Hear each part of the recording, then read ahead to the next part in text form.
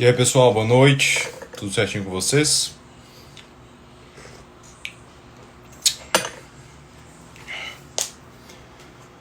Ai, ai, simbora, bora lá. Como é que vocês estão? Quinta-feira à noite, né? Como é que tá a quarentena aí na cidade de vocês? Já tá dando uma diminuída? Que já reduziu bastante. Já voltei a treinar, né? Só as coisas boas voltando. Pois é, bicho, que entrou no início aí, eu vi um pouquinho do piano aqui.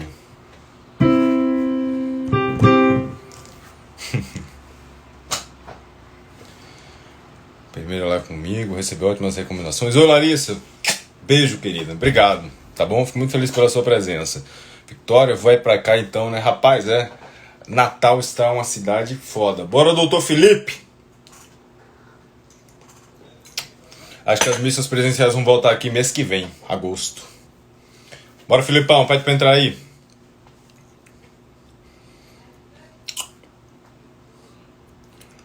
Ixi, que dor de cabeça.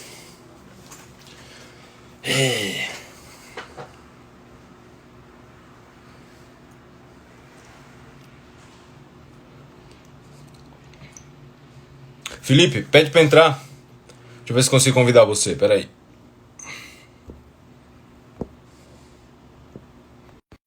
Pronto. Roberto. Bora, Filipão. Fala Beleza, aí, garoto? Lucas, tudo bem? Como é que você tá? Tudo Bem, certinho. bom demais, bom demais. Não tava conseguindo botar aqui a solicitação para entrar, tava meio doido aqui esse negócio. Parece, né? É, às vezes aparece. Apareceu do nada aqui agora. Tudo bem, certinho. Como é que são as coisas por aí? E no Rio de Janeiro? Tudo bem, graças a Deus. Rotina voltando ao normal aos poucos.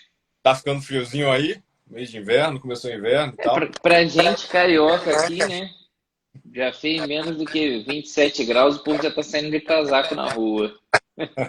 Mas tá uma temperatura agradável, tá começando a ficar bom de sair na rua. Bom demais mesmo. Esse ano eu vou visitar aí ainda. Vou aparecer por. Visite, visite. Então, Eu acho que é uma cidade que vale a pena visitar. Hoje em dia, mais do que morar. Está valendo a pena. pessoal, alguém aqui embaixo escreva, por favor, o título da live. O título da live é O Agir Feminino. A Roberta está aqui comentando, ó, inverno do Leblon. Exatamente isso. Eu só guardo aquele casaco mofado aqui para usar nessa época desse frio extremo de 25 graus que faz aqui. Tá dando eco na minha voz, né? Eu ia perguntar isso agora. Eu não sei se está. Tá dando mesmo? É, eu acho que o pessoal tá dando. Eu não sei se é isso daqui. Eu vou tirar esse treco doido aqui. Testa aí, testa aí.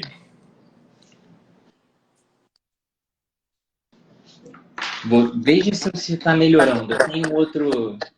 Tem outro fone aqui. Eu vou ver o que está acontecendo.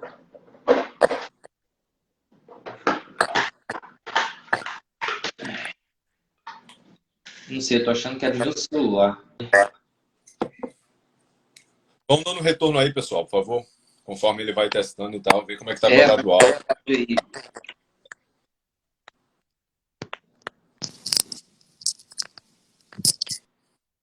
troquei o fone aqui.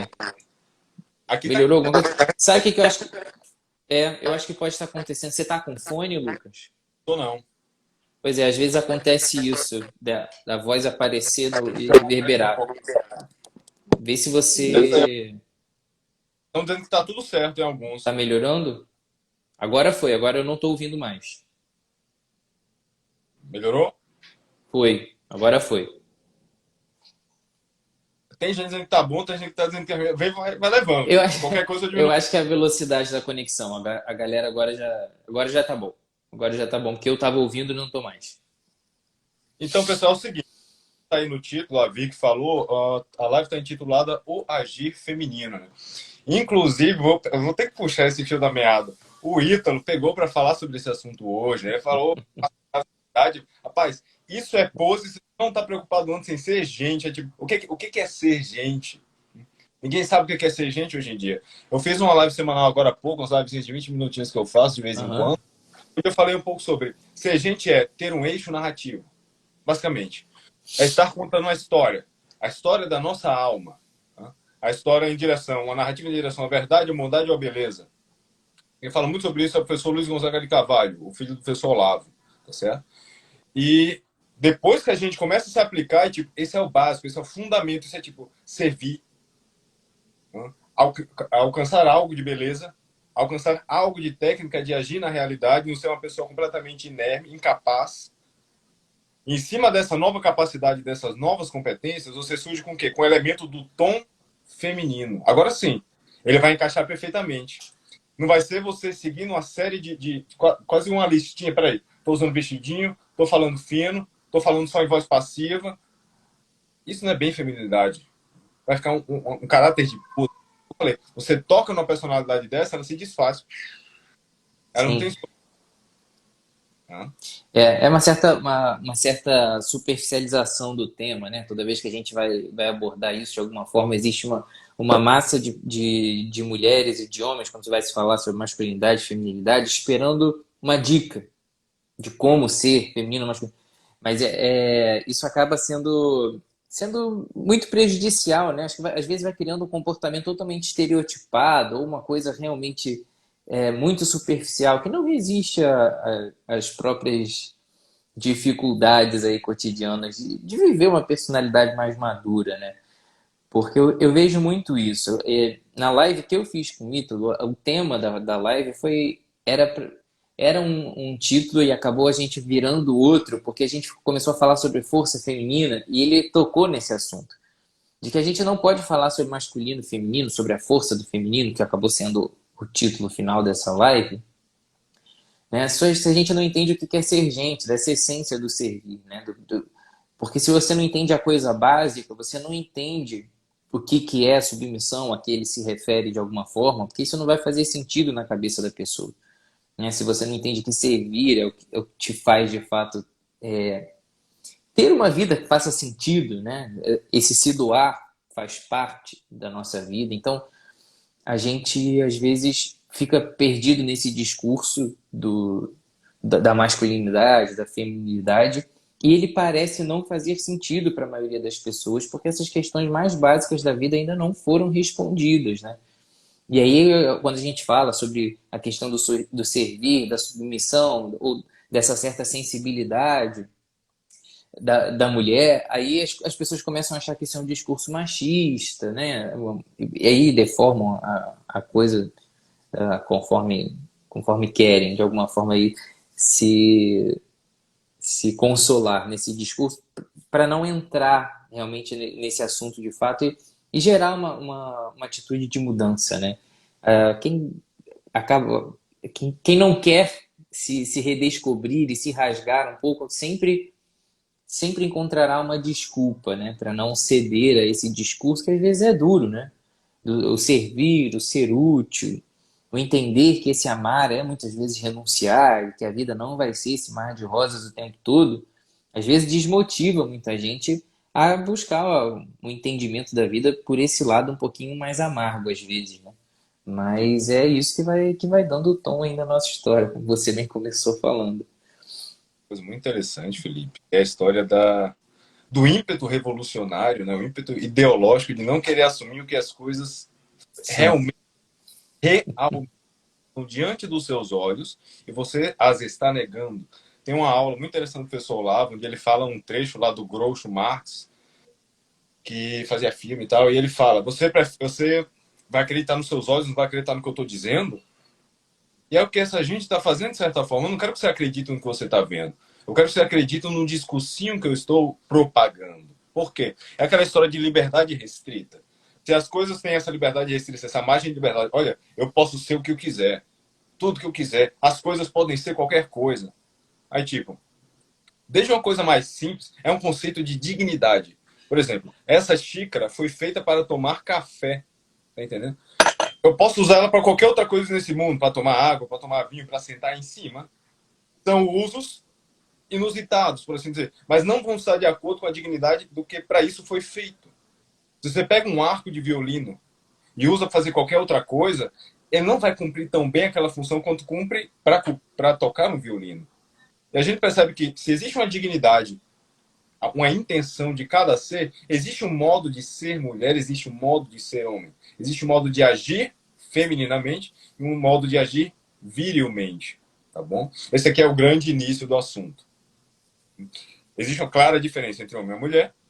Naturalmente vai haver uma diferença de ação masculina e ação feminina. O Gustavo Cossão tem uma obra onde ele fala sobre isso, que ainda que eles tentem planificar, chapar totalmente as diferenças, até as impressões que ficam são diferentes. Ele fala, se você pega uma área tipo avicultura, você bota um homem para praticar avicultura, a mulher para praticar avicultura, as coisas vão ser dispostas de forma diferente, ainda que as bases, os fundamentos da avicultura sejam diferentes, sejam o mesmo.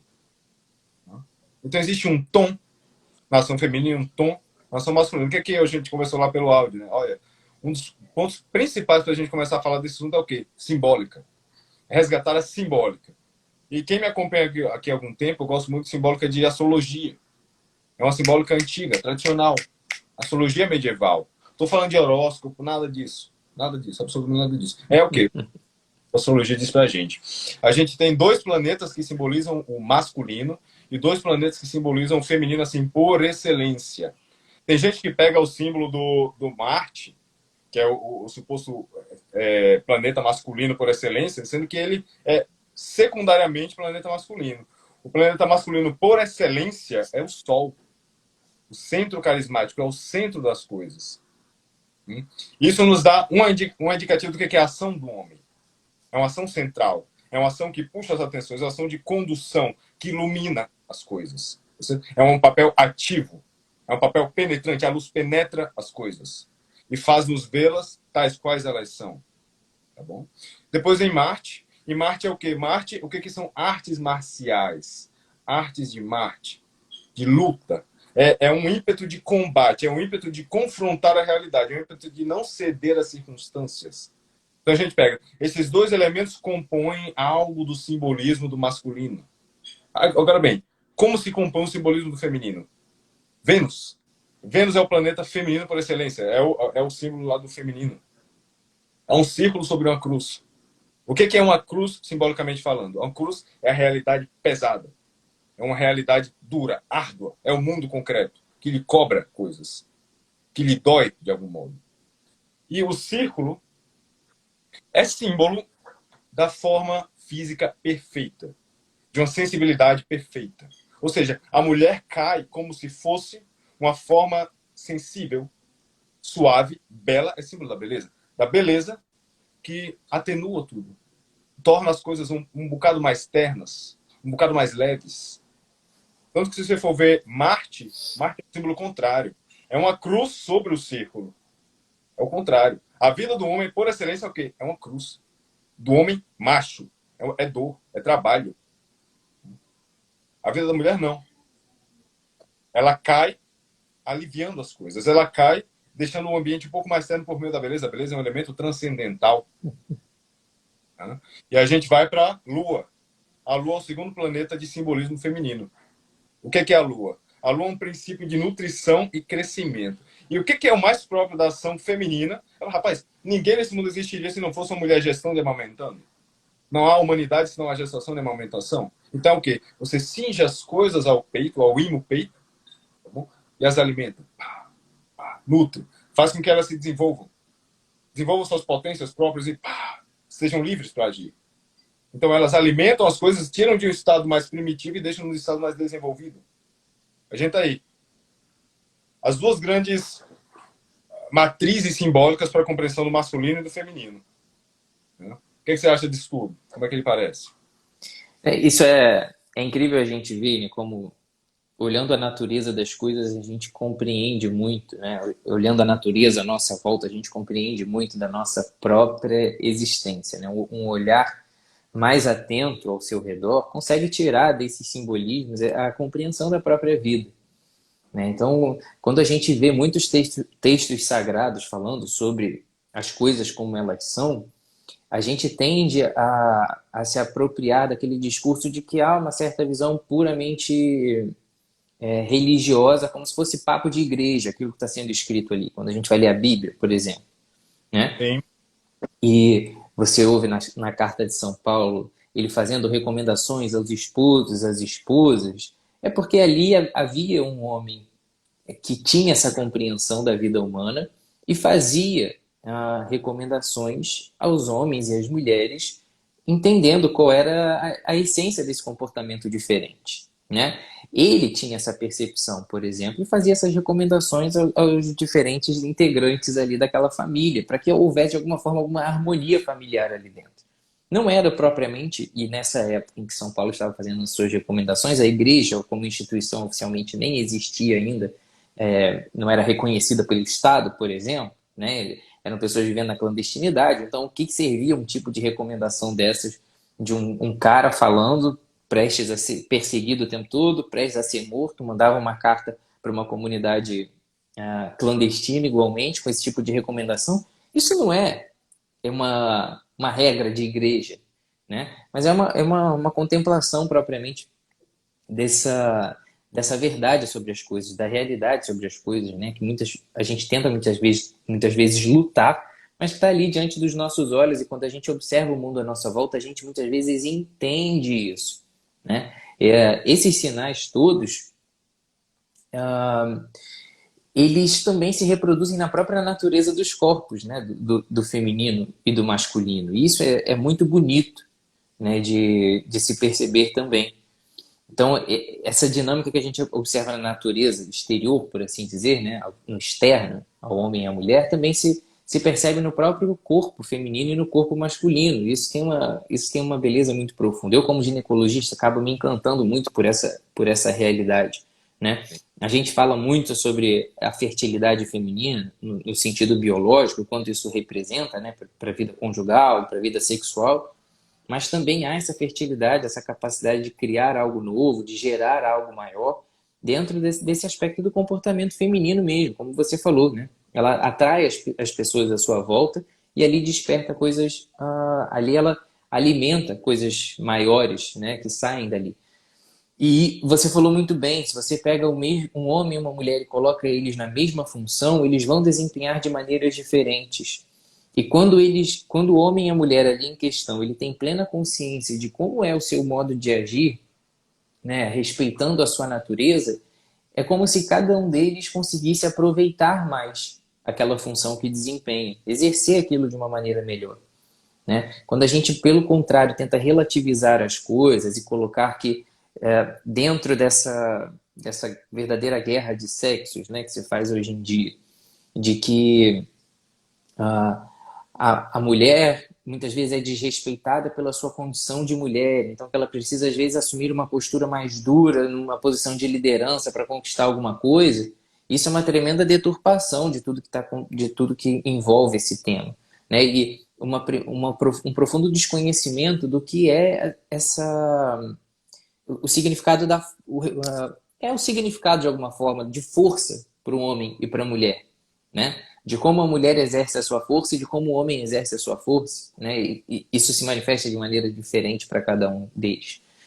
Então, muitas vezes se cria essa postura estereotipada, as mulheres muitas vezes se consomem por querer assumir às vezes uma postura mais grosseira, mais intransigente, porque acham que se forem um pouco mais sensíveis, né, dentro do seu ambiente de trabalho, não serão respeitadas por isso, quando na verdade já conversei isso com meus seguidores até uma vez, com as minhas seguidoras até uma vez, a gente tende a assumir como fraqueza aquilo que é mais sensível, né? E a assumir como força, né, aquilo que é historicamente associado a uma posição de força, como as conquistas militares, né, ou a competição de esportes, por exemplo, como se o forte fosse aquele que fosse de fato mais viril, né? Esse conceito dessa competição humana, de que aquilo que fosse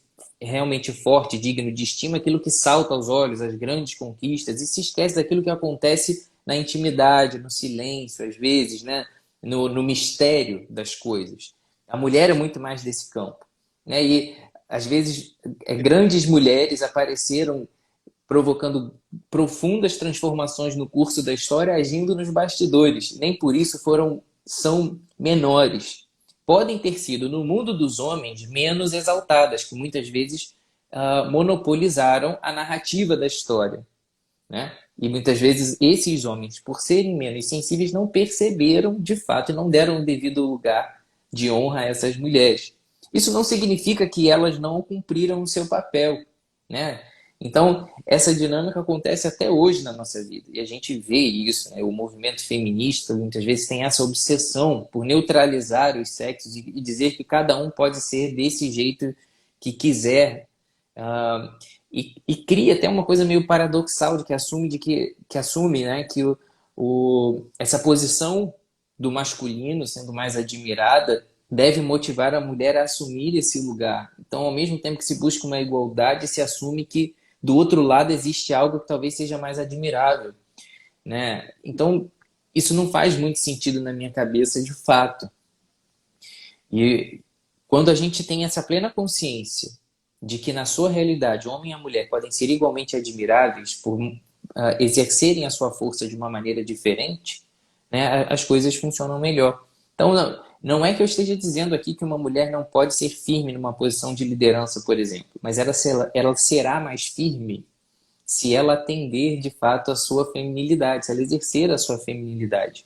E muitas vezes isso não vai se impor da mesma maneira que um homem se coloca. Muitas vezes o homem vai ter certas dificuldades em posições de liderança que a mulher não terá, por ter essa sensibilidade maior e conseguir trabalhar certas coisas. Então, muitas vezes o homem está ali cobrando os resultados, mas a mulher está enxergando muitas vezes as dificuldades que aquela pessoa está passando e que o homem muitas vezes não se atenta. Obsessivo pela competição, pelo resultado prático, muitas vezes a mulher está ali preocupada com o meio e às vezes isso surte mais efeito, né? Olhar ali a necessidade do outro com esse olhar mais sensível. Então, isso tudo não existe um maior e um menor nessa dinâmica, né? Nesse relacionamento. Existem diferentes maneiras de agir e uma possibilidade de se encontrar de fato, entendendo que você será igualmente forte e admirável se você atender a essa sua natureza, né? Entender que não há melhor nem pior nessas diferenças. Existe, na verdade, uma diferença evidente entre os sexos e que igualmente gera um movimento natural de complementariedade, né? E essa muitas vezes é o segredo, né, de se viver uma vida conjugal, por exemplo, sadia, entender que essa consciência da diferença entre os dois gera esse movimento natural de complementariedade. E esse movimento natural de complementariedade também está presente simbolicamente nos corpos dos dois, né? Isso é de uma beleza incrível, incrível. Tem umas coisinhas aqui que foram subindo. Sobre Lua, você viu, né? O Arthur perguntou, né? Deixa eu ver se eu... Eu vi. A Lua tem o poder de moldar um movimento, assim como ela faz fumar. Cara, o Ortega, no livro chamado... Acho que é o Estudo sobre el Amor, ele fala que a atuação da mulher é como se fosse um vento alísio. Ela dá o relevo das coisas. A atuação penetrante do homem não é presente o tempo inteiro, porque senão ela vai ser castrante. Ela chega, faz uma intervenção e pum, vai embora. Chega, faz uma intervenção e pum, vai embora. É para tipo, dar uma ordem aqui, pum, volta. Mas a coisa mais sutil, a coisa que está ali ao lado o tempo inteiro, dando aquele... São ações diferentes. Mas sim, faz parte da ação da Lua, como é que você falou aqui? Desapareceu. Moldar um pouco dos movimentos. Tanto que o moldar feminino chama seduzir. Seduzir é subducere, conduzir por baixo. Ela está conduzindo sutilmente. Não é diretamente penetrante. Pá, pá, tal coisa. Não.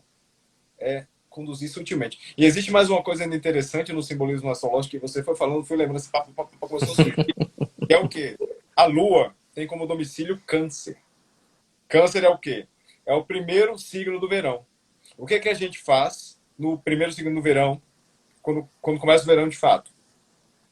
passou Gêmeos, né? Entrou Câncer. A gente vai cuidar da nossa plantação. Existe um elemento de cuidado daquilo que é próprio. Tá aí.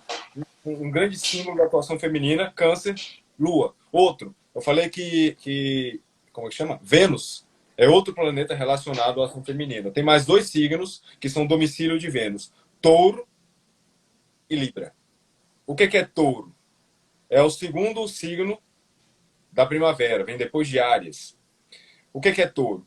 A terra está livre, eu tenho que plantar, eu tenho que cultivar, eu tenho que fertilizar as coisas.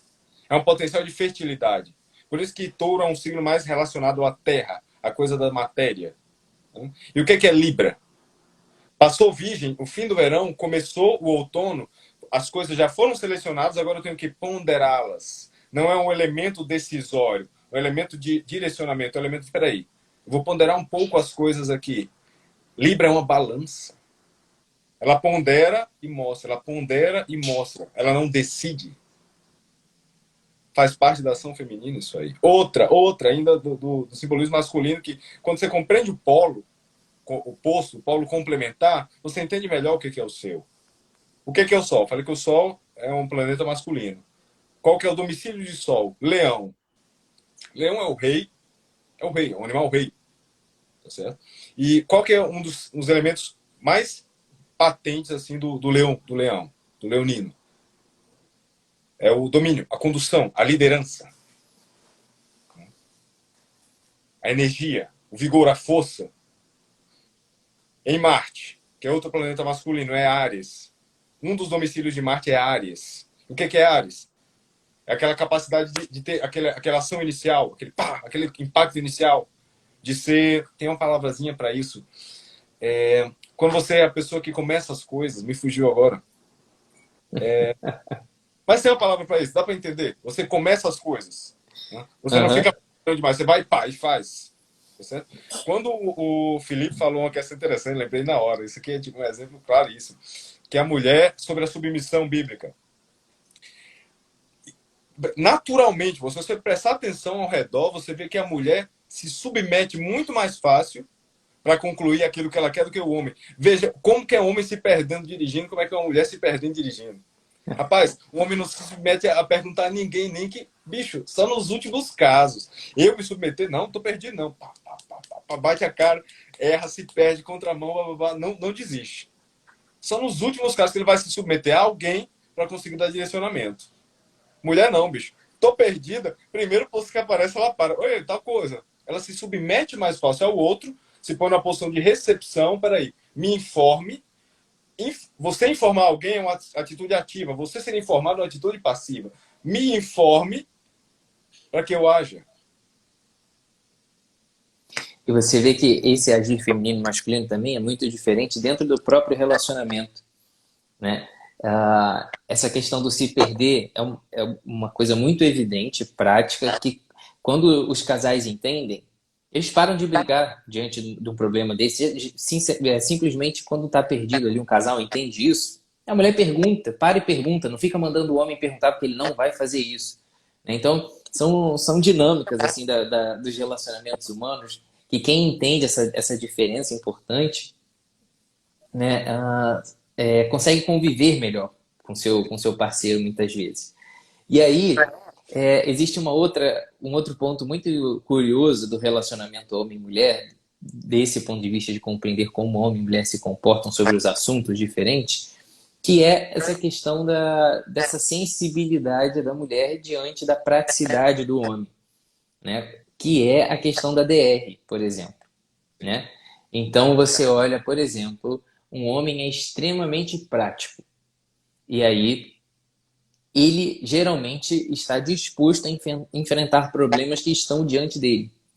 Enquanto que a mulher tem uma sensibilidade, isso faz com que ela consiga, sob certo aspecto, antever problemas. Ela também pode se tornar imaginativa demais e criar problemas que não existem. Pode. Mas eu sempre converso isso muito com os homens da minha página.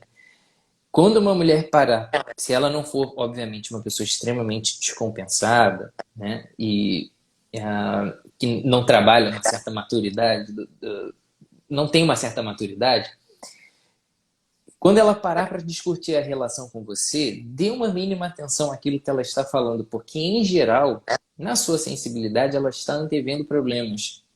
Então, ela Sim. está discutindo sobre coisas que muitas vezes ainda não existem, mas ela sabe que vai dar merda. E aí, muitos homens ignoram essa oportunidade de aparar algumas arestas e, daqui a um tempo, eles se deparam com um problema de fato. A mulher ainda vai ter aquela posição para ela super confortável de dizer: eu avisei. E aí, né, de fato, isso é uma coisa que é muito curiosa da dinâmica do relacionamento. Como o homem tem essa verdadeira aversão de discutir sobre coisas, por exemplo, que ele não domina, né? O homem adora conversar sobre assuntos práticos, sobre os quais ele tem o domínio. Isso tem muito a ver, por exemplo, como homens têm uma dificuldade muito grande de conversar sobre aspectos da sexualidade do casal, né?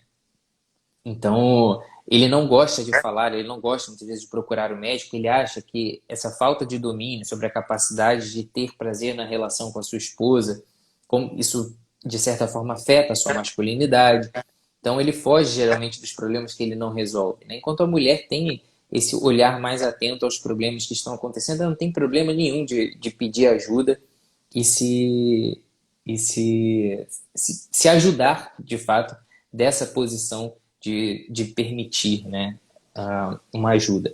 Então, isso influencia na dinâmica do relacionamento demais, né? E quando homem e mulher percebem isso, eles conseguem trabalhar melhor, né? A Alice von Hildebrand fala no livro dela, O Privilégio de Ser Mulher, que geralmente as mulheres conversam sobre os assuntos e os homens conversam com o próprio assunto. Então, isso fala muito sobre a vida prática do homem e da mulher, sobre esses aspectos práticos do relacionamento, né, do homem e da mulher.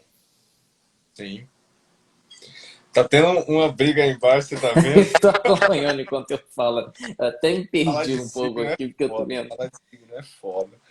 A Bia, eu não vou responder nada sobre signo não agora. Isso é Temperamento uma, não é signo, não. Bicho, você é um palpiteiro, meu amigo. Mil perdões, né? Você é, tá entendendo? Mas tudo bem. isso é uma discussão tão boba, né? Tão pequena Ah, diante do tá. tema que está sendo tratado aqui hoje. Perguntar se eu acredito ou não em signo, isso não é o que vem ao caso. Não estamos discutindo signo aqui hoje, a gente está discutindo o comportamento das pessoas. E o quanto essa simbólica toda pode nos ajudar de alguma forma, gente. Não tem nada a ver com isso. Ninguém está fazendo previsão aqui do horóscopo para a semana de ninguém. Então parem com esse fetiche de ficar querendo debater esses assuntos bobos. Pois é. Aí, bem, tem outro ponto, Felipe, que eu tava pensando antes da gente começar essa live, é que é o seguinte, as mulheres de hoje em dia não têm um parâmetro do que é o agir feminino. Se você olha para gerações anteriores, tipo 60, 50, década de 40, elas já estavam mais ou menos modeladas. Olha, eu não quero que você dependa de homem. Olha, Sim, você tem que ser totalmente independente, você tem que ser livre, você tem que blá, blá, blá. Tem uma série de lugares comuns na cabeça, tá certo? E, porra, o Gustavo Cossão também fala sobre isso. Tentam dividir, diminuir, reduzir o homem e a mulher a um mínimo múltiplo comum. De modo que, tipo, eles sejam, nem homem nem mulher, sejam uma espécie de amorfo entre essas duas coisas. Tá bom? Aí, o que a gente precisa pensar um pouco sobre isso? Precisa de capacidade imaginativa do que é o agir feminino. Não basta você ver, olha, o agir feminino é a recepção, não é a penetração. Olha, o agir feminino é, sei lá, é gestar, é nutrir, é crescer, é desenvolver internamente, é ser mais interior do que exterior. O que é uma vagina, meu Deus do céu? É interior. É um órgão existem interior. vários símbolos, né, nesse sentido. Eu conversava com a Andréia há pouco tempo sobre isso também. O símbolo da tenda, o símbolo do ventre, do vaso, né, do cálice, Conhece o Julián enfim. Marias? Hum? Conhece o Julián Marias? Então, ela mencionava justamente sobre isso. Ela Ele tem, comentava justamente sobre ele isso. tem uma aula onde ele comenta uma poesia do Antônio Machado, onde ele fala sobre as vestimentas das mulheres hospitaleiras, que eram vestidos, que dão um aspecto de tenda, né, daquilo que vai acolher você. Aí, beleza. A gente tá vendo isso aí, a gente tá sendo simbolicamente relembrado dessa realidade, mas, ok, na prática, como é que isso funciona? Por isso que gente como a Andrea Liz, gente como a Roberta, gente como a Sâmia, essencial para ter diante dos seus olhos o que é o agir feminino na prática. Senão a gente se perde. As mulheres se perdem sem isso aí. Fica só palavra, fica um elemento mental, não absorve de fato. Sim, é engraçado a gente ver que a gente perdeu, né, assim, na nossa sociedade, essa riqueza de exemplos de feminilidade, justamente por essa relativização de tudo, né, que é a morte dessa própria diferença. Quando você perde quando você começa a relativizar as coisas, você perde a noção do senso, a noção do certo e do errado, do direito, do esquerdo. São coisas básicas, né? Aquela máxima que as pessoas ficam falando. Hoje em dia é difícil você ter que explicar para alguém, e até meio que inconcebível você ter que explicar para alguém que a grama é verde, né? As pessoas se ofendem com isso. Sim. Então, a gente perdeu essa nossa capacidade de compreender um pouquinho a natureza das coisas. As mulheres perderam, especialmente, essa capacidade, porque nessa posição diferente, né, dessa sensibilidade, de um agir diferente, que não é esse agir escancarado, muitas vezes ela tende a ser considerada como se estivesse agindo em segundo plano, como se isso fosse alguma coisa menor, né? Eu vejo muito a crítica, por exemplo, à mulher, como ela foi muitas vezes ao longo das décadas ou dos séculos insistentemente representada na arte como aquela mulher romantizada, inatingível, aquela mulher perfeita, e como essa descrição foi monopolizada pelos homens, como se isso realmente fosse algo pejorativo. Aí eu sempre pergunto para as pessoas e levo para esse lado do raciocínio, né? É menor a mulher que inspira a arte, nesse caso, né, do que o homem que registra de alguma forma essa beleza sublime da mulher, né? E eu digo muito isso também. Muitas vezes o homem compreende certas coisas da vida quando ele contempla o feminino, né? Que é esse estranho, essa coisa diferente, que muitas vezes ele não consegue compreender, né? É nitidamente mais fácil para a mulher entrar na cabeça de um homem e entender o que ele está pensando do que o contrário, que a mulher tem esse pensamento um pouco mais elevado, né? Essas preocupações um pouco mais elevadas, mais sublimes. Muitas vezes é ela quem trabalha a espiritualidade dentro de casa, é ela quem dá a própria sensibilidade do homem para assuntos mais sensíveis, por assim dizer. E veja, não é por acaso que a nossa sociedade hoje em dia é mais cruel do que era antes, né?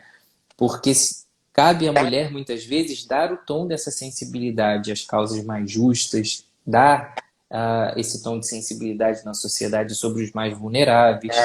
Então, não por acaso houve um movimento natural em que a mulher saiu do seu ambiente de feminilidade. Eu não estou dizendo o ambiente físico. Ninguém está questionando aqui que foi um avanço recente a gente entender que a mulher pode trabalhar, que a mulher tem que ter os seus direitos civis e que ela não pode ser de nenhum momento privada de nenhum desses direitos. Isso é óbvio, isso nem merece discussão. Nós não estamos falando disso. Nós estamos falando do ambiente, do comportamento. Não é do lugar que ela vive, mas de como ela vive.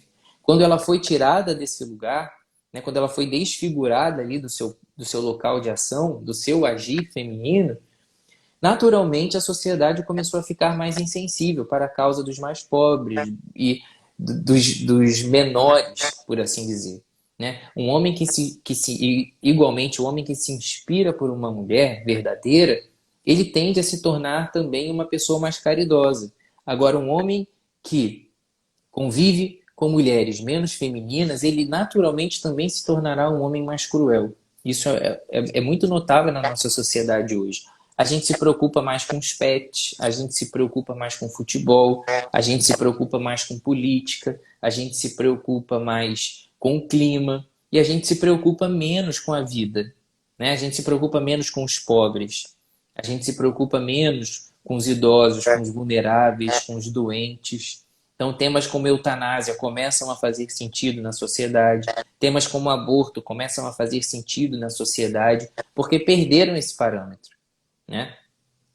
E veja, a mulher foi colocado para a mulher nas últimas décadas de que ela está conquistando um espaço de empoderamento, por assim dizer.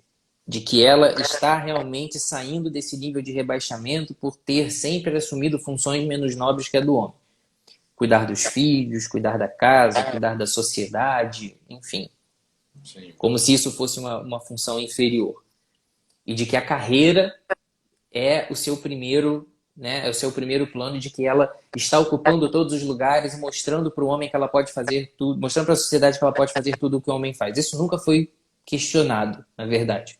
Ninguém acha que uma mulher não pode jogar futebol, ninguém acha que uma mulher não pode ser CEO de uma empresa, ninguém questiona isso, né? E as raízes desse movimento que fez com que as mulheres ganhassem o mercado de trabalho não foi o pensamento de que ela tem a mesma habilidade do que o homem, porque isso sempre foi sabido, e muitas vezes ela faz até melhor, e todo mundo já sabia disso também.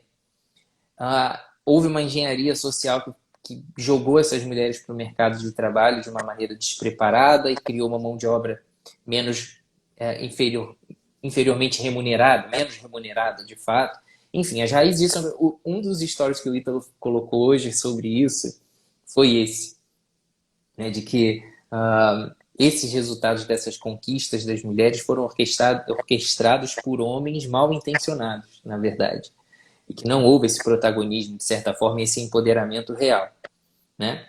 E a mulher se apropriou desse discurso e ela acredita muitas vezes hoje fielmente de que ela cresceu, de que ela ocupou um lugar de admiração, mas veja que a mulher hoje em dia, ao invés de assumir esse lugar clássico da contemplação, da admiração, de inspirar obras de arte, ou grandes obras da literatura, né? Quando a gente fala de Don Quixote, por exemplo, e aí a gente ao mesmo tempo se depara com o fato de que a mulher saiu dessa posição, ganhou o campo da realidade que ela tanto queria por não se sentir pressionada a ser esse ser admirado e contemplado, e ao mesmo tempo hoje ela não entende por que ela tem que lutar para conseguir a atenção desses moleques, para competir por um espaço e lutar pelo mesmo espaço do futebol, lutar pelo mesmo espaço do chopp com os amigos no final de semana. Existe algo que não faz sentido nisso tudo, né? E a Alice von Hildebrand fala nesse livro do Privilégio de Ser Mulher de uma maneira sensacional, como essa perda da posição da mulher como sendo a grande paixão do homem, né, fez com que o próprio homem deixasse de ser um ser mais maduro e mais superior, de fato, né? Você vê um homem que é apaixonado por uma mulher, o comportamento dele, e o homem que é apaixonado por futebol, apaixonado por jogo de computador. Eu recebo tantas e tantas caixinhas de perguntas de mulheres falando: meu marido não sai do videogame. Aí você vai olhar o comportamento desse homem, ele é uma criança.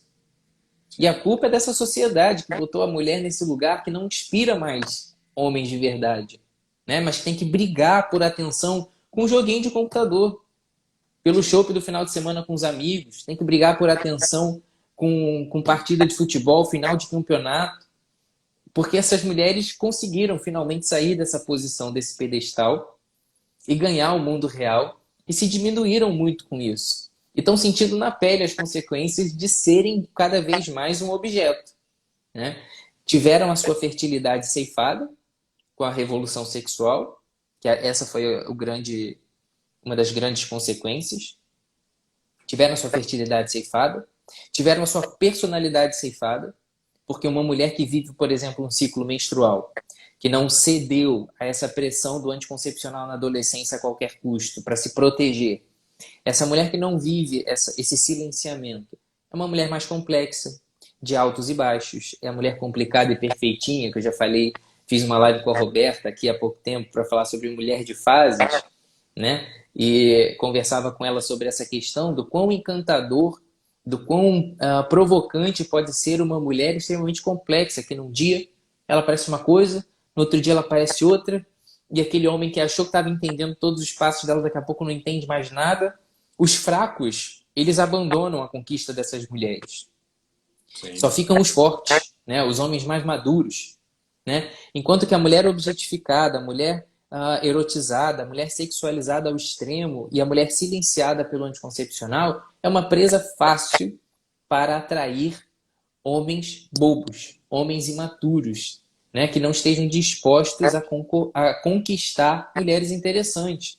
E aí essa mulher se rebaixa nesse nível dessa monotonia emocional, né, dessa monotonia afetiva, dessa produtividade totalmente previsível. E o que ela traz são homens querendo se pendurar. Ao mesmo tempo, elas se consumiram por esse discurso que você muito bem citou no início. Eu vou ser uma mulher de sucesso para não depender de homem nenhum. Beleza, você é uma mulher extremamente independente, financeiramente livre para fazer o que você quiser. E aí, qual é o tipo de homem que geralmente essas mulheres atraem? Obsessivas por manter essa posição de independência. Não são homens que estão dispostos a se abandonar por ninguém, porque são homens extremamente inseguros, que querem ser criados por essas mulheres. Um homem que tem a consciência de uma vida a dividir, ele chega diante de uma mulher super independente dessa e fala assim, eu não vou nem me envolver com ela. Ela aparentemente já tem tudo que ela precisa.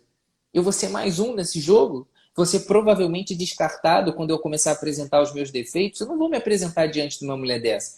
Quem é que se sente atraído por essa mulher totalmente independente? É o bobão, o fraco, o imaturo, que quer ser criado por essa mulher e quer ficar dentro de casa jogando videogame o dia inteiro. Realmente ele quer ser criado por essa mulher e não ser apaixonado por ela. E aí essas mulheres estão vivendo esse dilema de serem extremamente bem resolvidas, entre aspas, mas não entenderem como é que elas não conseguem dar certo e se encontrar na sociedade. Eu não estou dizendo só de relacionamento de homem e mulher, não. Estou dizendo em todos os aspectos, porque elas muitas vezes conquistaram esse lugar, mas não sabem o que fazer com isso. Eu recebo no meu consultório incessantemente todos os dias, mulheres que viveram o auge da carreira, têm o seu doutorado, têm o seu mestrado, têm os seus 35, 40 anos e quando elas olham para trás, elas percebem que o tempo comeu os seus ovários.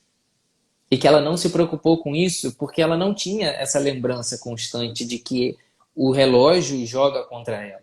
Porque ela tomou anticoncepcional o tempo todo.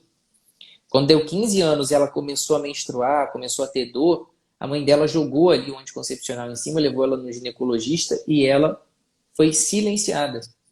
Igualmente, mulheres que vivem uma frustração sexual absurda na sua vida conjugal, que não conseguem entender como às vezes está tudo certinho, ela está com um homem que ela gosta, ela acha um homem bonito, um homem interessante, mas a coisa não acontece quando ela tira o anticoncepcional e para de silenciar suas emoções, ela começa a perceber que tem um negócio diferente, um gosto diferente de viver, né? E aí a gente começa a ver que essa engenharia social aí do anticoncepcional e da revolução sexual criou mulheres obcecadas por um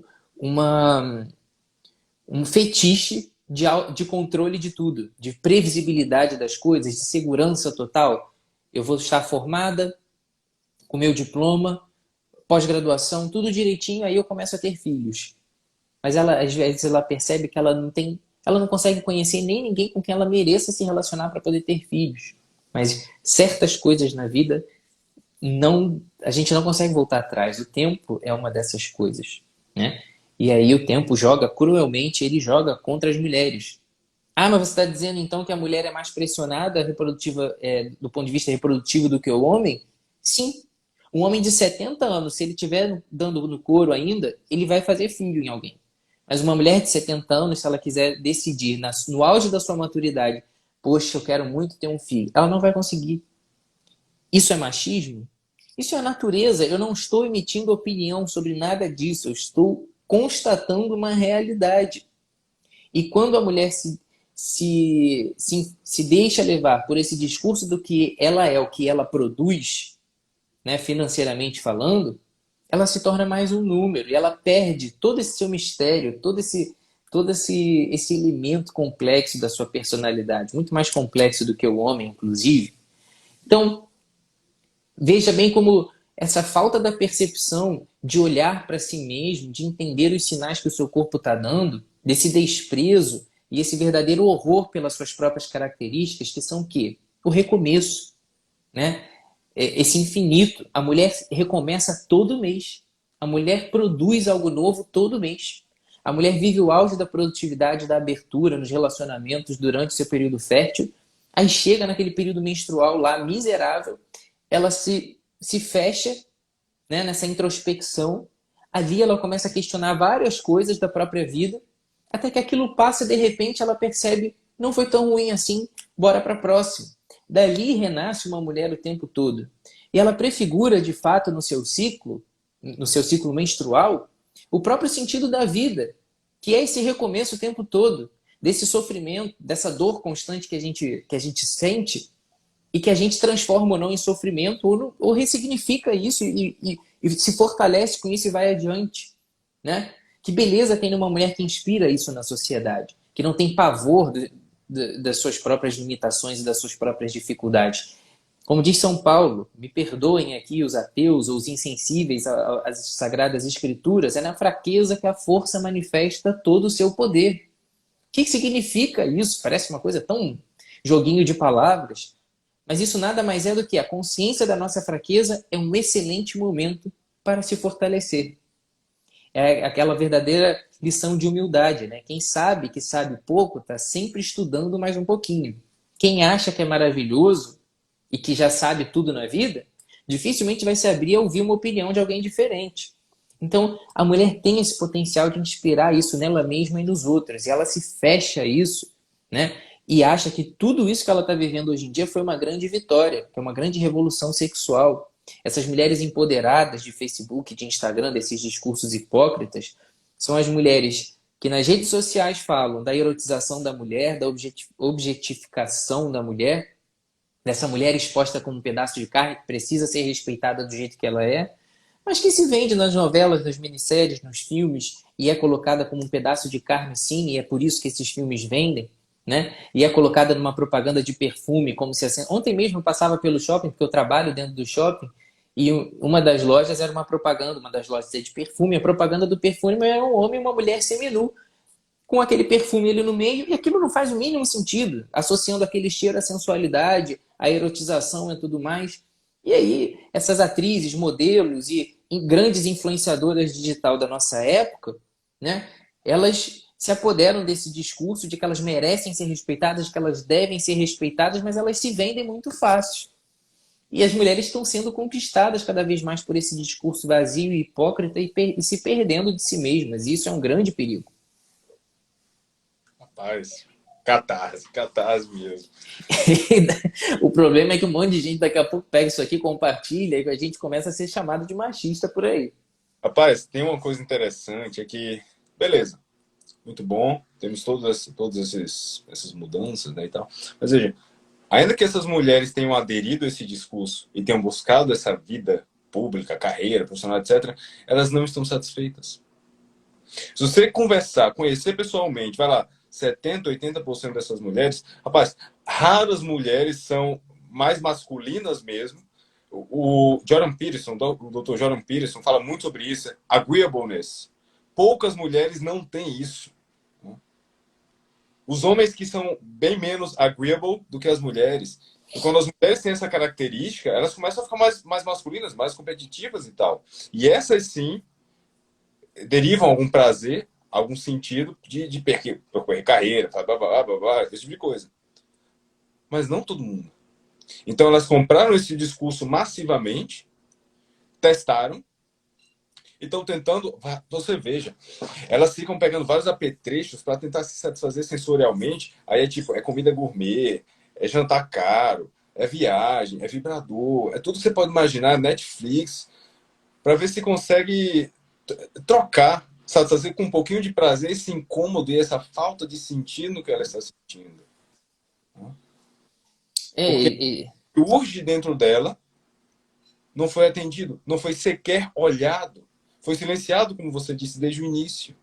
E veja, como você falou também, o Ítalo falou, isso foi criado por homens maus, realmente maus, eles tinham propósito. Você veja, as famílias desses grandes homens, dessas grandes fortunas mundiais, etc., que promoveram essas ideias, elas são tradicionalíssimas, perfeitinhas, desenhadas.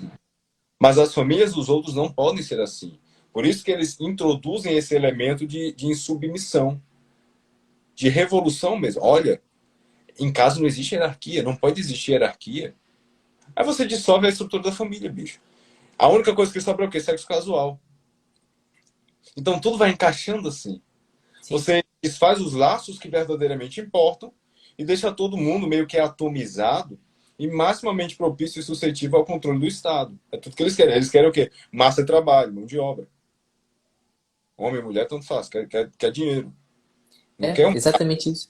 Tá entendendo? Eu fui massacrado por um pequeno grupo de feministas uma vez no vídeo que eu compartilhei. Eu falei uma vez sobre fertilidade e tal, numa live. Eu falei que as mulheres não têm qualquer pudor hoje em dia em se sentirem plenamente submissas e satisfeitas com isso no seu meio de trabalho, mas não se conformam mais em viver a submissão dentro do ambiente familiar. A quantidade de comentários que apareceu ali, de como é que você fala uma coisa dessas? Então você está dizendo que a gente tem um carro que a gente gosta, a gente é submisso ao carro, umas coisas meio bizarras assim, que não fazem o mínimo sentido.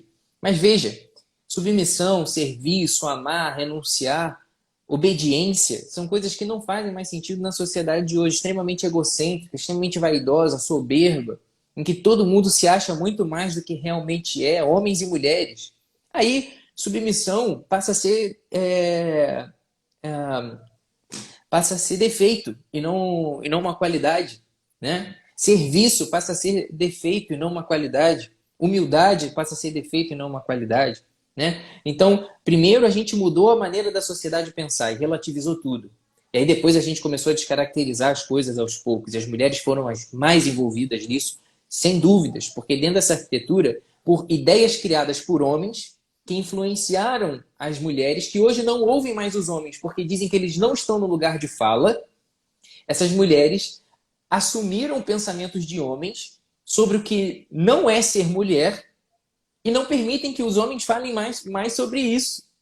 E isso é muito louco, né? Então, a gente entrou num looping aí de loucura e o negócio só vai subindo, subindo, subindo, e a gente precisa trazer um certo olhar de consciência e entender que a verdadeira força da mulher virá de tomar essa consciência do seu espaço, do seu lugar de ação, que não é um lugar físico. Ela pode estar onde ela quiser. Esse discurso não é novidade. O lugar da mulher é onde ela quiser. Beleza. Agora, sendo mulher aonde ela estiver. Essa segunda parte do discurso as pessoas esquecem, né? Isso vale para os homens também. É porque o tema de hoje é o agir feminino, mas se fosse pro masculino, a gente ia botar os homens no devido lugar aqui também hoje na mesma live. Então, vamos parar com essa bobeira, né? Dessa guerrinha dos sexos, de coisa de novela das sete, enfim.